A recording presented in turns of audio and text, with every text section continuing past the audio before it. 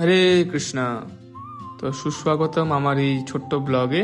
তো আগের ব্লগে আপনাদের নিয়ে গেছিলাম শ্রীধাম মায়াপুর ইস্কন মন্দিরে।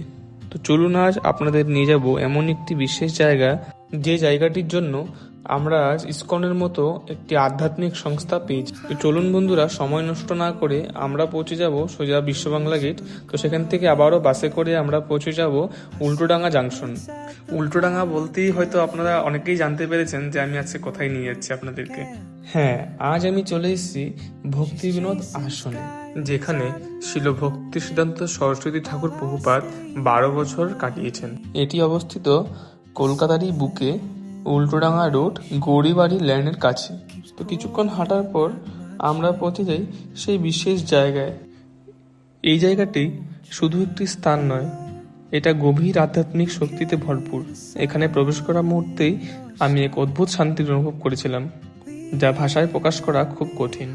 আর সত্যি বলতে সময় যেন থেমে গিয়েছিল। কোনো দুশ্চিন্তা নেই, কোনো চাপ নেই, শুধু অন্তরের শান্তি। এই স্থানটিকে আরও বিশেষ করে তোলে এর ইতিহাস। এই সেই পবিত্র স্থান যেখানে ইস্কন প্রতিষ্ঠাতা আচার্য শিল এসি ভক্তিবেদান্ত স্বামী প্রভুপাদ প্রথমবার তার গুরুদেব শিল ভক্তি সিদ্ধান্ত সরস্বতী ঠাকুরের সাথে সাক্ষাৎ করেছিলেন। একবার ভাবুন তো, সেই মুহূর্তটা, একটি সাক্ষাৎ যার পরিবর্তে সারা বিশ্বের আধ্যাত্মিক ইতিহাসকে বদলে দিয়েছিল।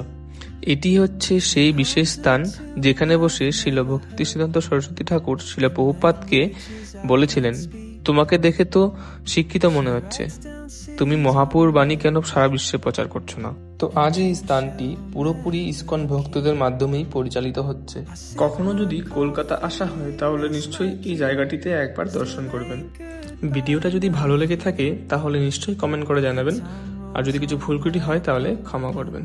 তো বন্ধুরা, আবার দেখা হবে নেক্সট ব্লগে। ততক্ষণের জন্য হরে কৃষ্ণ।